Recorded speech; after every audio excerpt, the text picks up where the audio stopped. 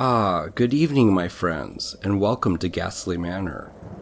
Tonight, the Vault has gifted us with 4 scary stories about the fearsome creature known as the Wendigo. My friends, the Wendigo is a loathsome, vile monster, born from the sins of a cannibal.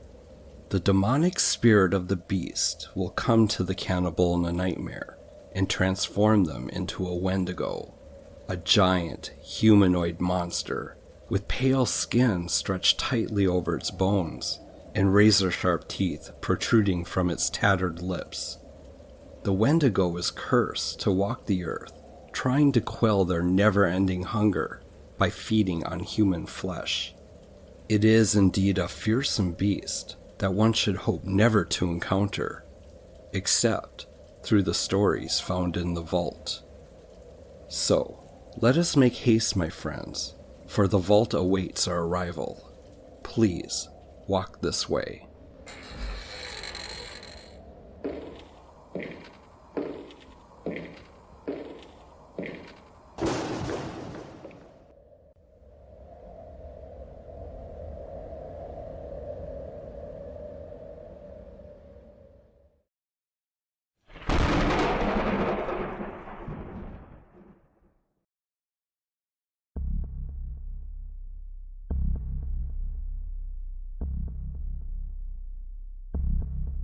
A little backstory. I was 15 years old, living in a farming town in northern New York. My father is a hardworking and productive member of society, even though I grew up fairly poor. We spent our fall season in the woods, hunting for a hefty white-tailed deer to feed the family for most of the winter. We would usually go out around 3:30 p.m. once I got home from school and he from work, and stay out until dark, which would come around 6 o'clock. One night of the season of 2006 particularly stands out in my mind. Fast forward to around 5 o'clock. As the sun got lower in the sky, the snow-covered woods took on a hazy, grayish color, and it became increasingly hard to distinguish shapes. So I descended my tree to sort of refresh my vision. As I'm carefully and quietly descending, I hear a crunching sound coming from my left, just about the area my father was sitting. I thought, awesome, we can get out of this creepiness now. So I picked up my pace, making as little noise as possible. When I hit the ground though, all hope of going home shifted to worry. I looked over in the direction of the crunching of the snow and expected to see my father. Instead, what I saw was the black outline of the biggest behemoth of a white-tailed deer I'd ever seen, about 100 yards out. With my hands shaking, I pulled my rifle up to align a shot, but it changed, like melted into a figure that was not like a deer at all, except for the antlers. It was bipedal and hunched over. I blinked and looked back through the scope because I thought it was some kind of illusion or something. It was not an illusion. It was gangly, hunched over and not moving, with fur all over an elongated head with antlers. Still doubting what I'm looking at, I shouted, "Hey!" with sights still on it. It stood up, and when it did, I saw just how damn huge it was, probably around 7 feet tall or so, and real skinny with long arms. Also, it had a snout like a deer and fang-like teeth bared. It startled me. I took a hurried shot and booked the fuck out of there, not looking back. Then, about a quarter of the way home, I heard yelling and 3 shots come from the woods. So I stopped and looked back for the first time to see my dad bursting out of the woods, yelling for me to run home. When we got there, we waited to catch our breath before going inside with my mother. While we were catching our breath, he told me never to talk about whatever I saw out there. I wanted to share this because a few months ago, a friend of mine asked me, "Have you heard anything about a huge black deer someone spotted on your road?"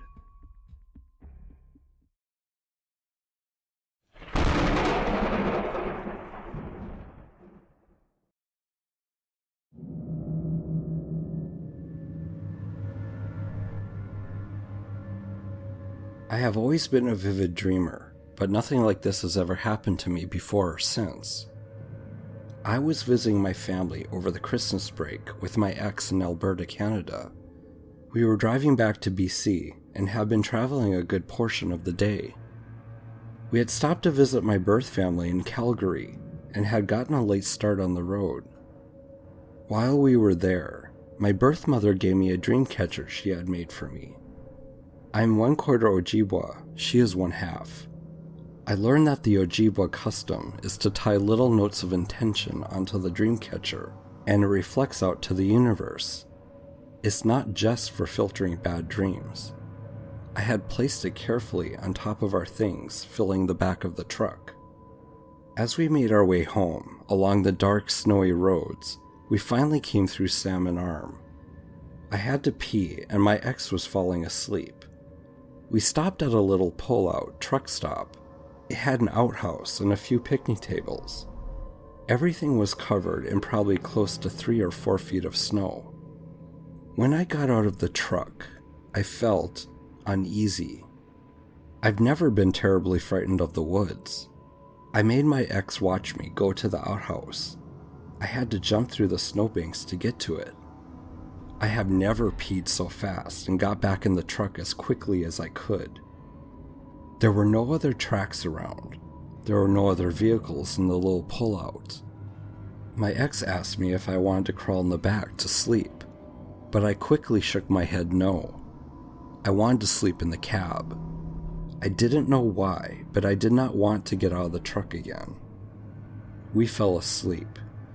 He was sleeping, sitting up, propped against the window, and me with my head in his lap and my feet curled up against the passenger door. I started to dream, and dream I did. I dreamt of a creature, a horrible white-gray skeleton-looking creature. It came crawling out of the woods near the outhouse. The night sky seemed bright with starlight. It started to hiss and sniff around the truck. I heard it start to chant in a telepathic message, Ojibwa, Ojibwa, Ojibwa, slowly getting closer to the back.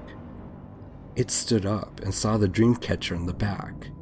It got back down on its hands and feet and crawled to my side of the truck, still chanting, Ojibwa, Ojibwa, Ojibwa. I was shaking. It stood up in the passenger window and peered in at me, its long claws trying to reach through the glass at me. Its face was gaunt. Its eyes seemed sunken like black holes. I looked at it, and it seemed to smile at me with its white teeth.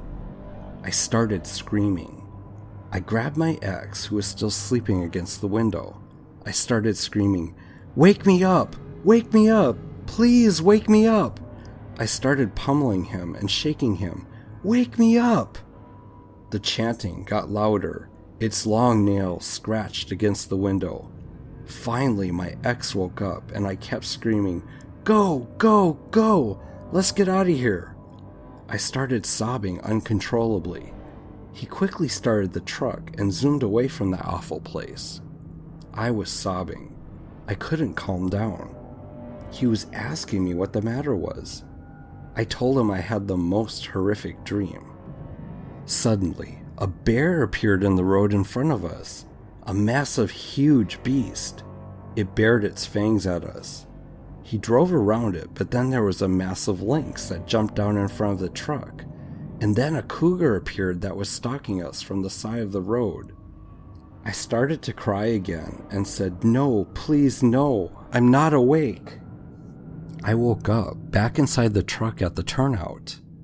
This thing was coming back out of the woods. The chanting started again. Ojibwa, Ojibwa, Ojibwa. I began to scream and pray and shake my ex.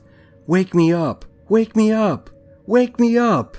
He wouldn't wake up, and the Wendigo got closer and stood up next to the passenger window and smiled at me. Ojibwa, Ojibwa. I started crawling on him, slapping his face. "Wake me up! Wake me up! Wake me up!" He woke up, and I was sobbing uncontrollably. "Please, please, let's go. Please, can we go?" He started the truck and quickly zoomed away. I was inconsolable. He was like, "What happened? What's wrong?" The only thing I could say was, "Don't stop. Keep going." Then a rock fell in front of the truck. He swerved. I kept crying and telling him to go. Then a boulder rolled off the mountain beside us. Then a rock slide. I cried, "I'm not awake. I'm not awake." I woke up, back in the truck. The creature was coming. I started to cry, and I rolled into a ball against my ex. "Please wake me up," I begged him. "Ojibwa, Ojibwa, Ojibwa." It got closer. I screamed at my ex, "Wake me up!" I hit him. I clawed his face. I punched his chest. "Wake me up!" He woke up, saw my tears, and started the truck. We started driving away from that terrible place. That awful thing. I was sobbing. I couldn't stop. I didn't believe I was awake. I knew I wasn't.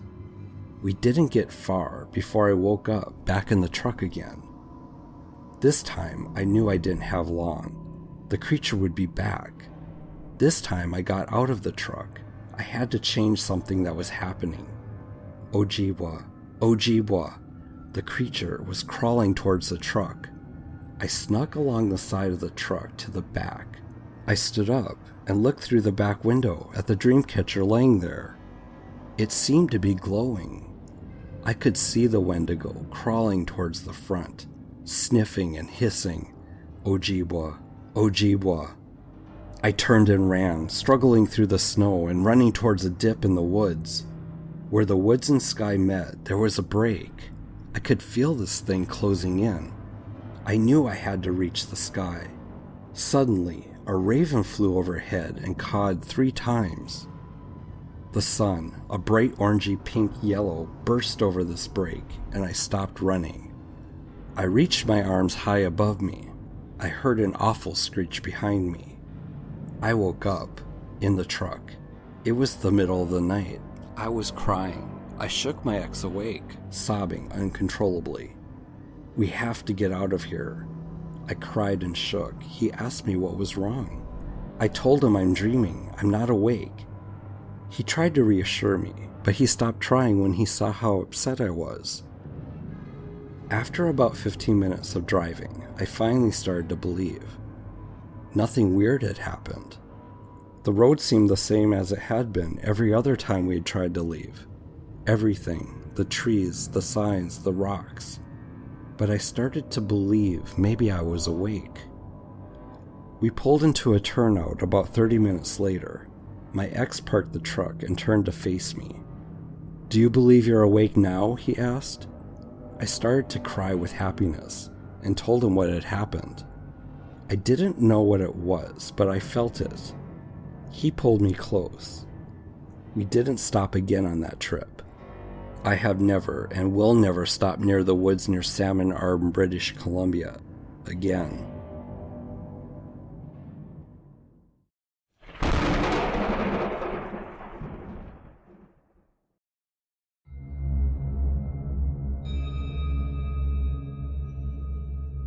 When I was in my first year of college, I lived with my mom by ourselves. My dad had passed the year before, and we had moved out of the house shortly after. I was glad, because I had suffered a lot of paranormal trauma growing up there, and was glad to get out. One night, I was driving home on Highway 111 North after youth group, and I saw something that still bewilders me. It was lightly raining that night. Mist crawled across the road from the cow fields on either side. The lights from the few gas stations nearby were reflected in the wet asphalt. I was driving about 3 car lengths behind a dark minivan with nobody else in sight on the roads. All of a sudden, I saw the van swerve to miss something in the middle of the road. I was going too fast, and the road was too slick to miss it.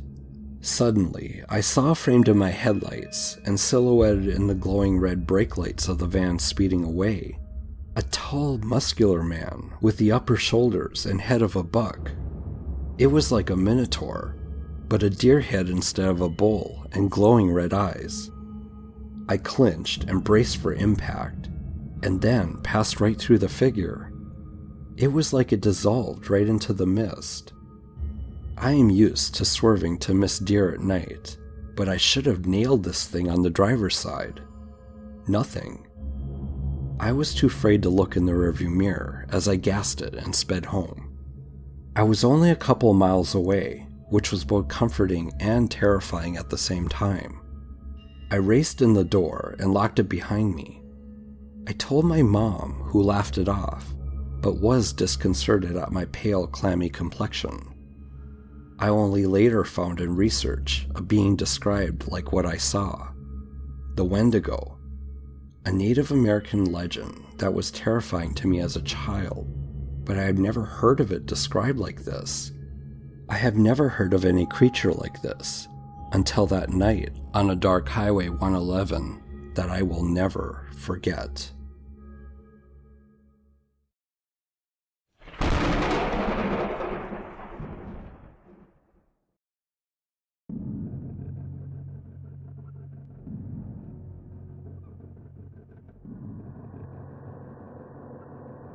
I was 20 years old. I had left home when I was 16 and decided to explore the world and see what I could find. I have been in Texas and Louisiana most of my life, having been raised in Louisiana for the most part. I went from Missouri to New York to California to anywhere in the United States I decided to go. Finally, I decided to go home. Up until then, I had been staying in Oklahoma when I received a phone call from my mom saying that she might be dying of cancer. I came to find out later that she actually wasn't. She just wanted me home. I was hitchhiking through Oklahoma and was near Chickasaw National Park. In 2 days, I hadn't been able to catch a ride, sticking out my thumb and doing all that, and nobody stopped. So I said, oh well, and pitched a tent in the national park. I decided to explore some, and I followed the paved road until I got to the camping area. There was a fire pit off a little ways from the road. There were picnic tables, and it was a clear area, so I decided that's where I was going to camp that night. I decided to explore a little more and followed a deer trail into the woods. As I was walking, I looked to my left on the ground, and there was a hawk lying there with no head, as if it had been burned off. An eerie feeling came over me, but I just brushed it away as me being paranoid. I already had some paranormal experiences, but never came across one where it involved animals. So I walked away and went back to the area that I decided to pitch my tent that night. I sat there until it started getting dark, and then set up my tent. I left the tent flap open because it was a very cool afternoon. Finally, night came. The street lamps that were along the paved road came on. The lights were good enough to where I could actually read a book. At that time, I was reading Anne Rice, Queen of the Damned. As time went on, I started to get sleepy. I reached up to zip up my tent flap and looked over at the streetlight that was directly in front of my tent. Standing there, directly under the streetlight, was a creature that was as tall as the light. Its hair was very, very long, and it looked a little hunched. I couldn't see any eyes because the hair seemed to be in front of its face. It was all black as far as I could tell, but what little skin seemed to stick out was white as chalk. And what little bit of skin I could see was its hands, which clearly went past its knees. The hands were just hanging there, and its fingernails were black, very black, so dark it seemed to absorb the light. It just stood there, and it seemed as if the air surrounding it was vibrating. It seemed that there was a type of static in the air. Now don't get me wrong, I was very startled and afraid. I didn't know what this was. Then suddenly, underneath the hair, I could see white starting to show. It was as if the creature were smiling at me. It stood there for a very long time. Finally, as I was looking at it, something came over me. Now you may not believe me. You might say the story isn't true, but I know that it happened. I know that it happened to me. I grew angry. I grew very angry. I felt a rage inside of me, and it grew very strong. I stared the creature down. I got out of my tent, stood up, and I looked at the creature and said, "I am not afraid of you. You have no power over me." It seemed to make the creature laugh, and all that did was make me angrier. I stood my ground. I again told it, "I am not afraid of you. You have no power over me." I stood there staring at it for what seemed like the longest time, white-hot rage growing inside of me. All of a sudden, I heard a loud snap behind me. I turned around quickly to find out what the noise was. There was nothing there. Then a thought suddenly occurred to me. This thing is probably behind me now. I turned around quickly again and looked towards the streetlight. The creature was no longer there. I bundled up in my sleeping bag after it disappeared. That night, as I slept, I had a horrible nightmare of the creature standing over me, laughing with a toothy grin. The next morning, as I packed up my stuff, I looked towards the streetlight where the thing had been standing. There was blood on the street lamp pole. I no longer had the anger that I felt the previous night. This time I was very scared. I gathered up all my stuff and got out of there as quick as I could. I headed to the highway, stuck out my thumb, and thankfully someone picked me up. I have never been back to Chickasaw Park since that night. In fact, I never plan on going back there ever again. A word of warning. Be careful when you camp. You never know what you might come across. I don't know what that creature was, or what caused that feeling of rage to come over me. I may never know. You might not believe what I have written, but it did happen, and it happened to me.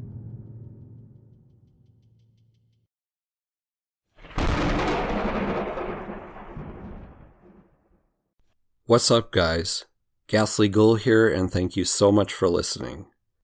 If you liked the video, it'd be great if you would click the thumbs up button, comment, and share it with your friends. Please consider joining the Ghastly Gang by hitting that subscribe button. If you would like for me to narrate your scary story, please send it to my email address below, or post it on the Free Horror Stories subreddit. Also, please follow me on Twitter and like me on Facebook. That way you can keep up to date with what's happening on the channel. The links are below. And now, we must part ways, my friends. I fear you are living on borrowed time, for you'll never truly escape from the vault.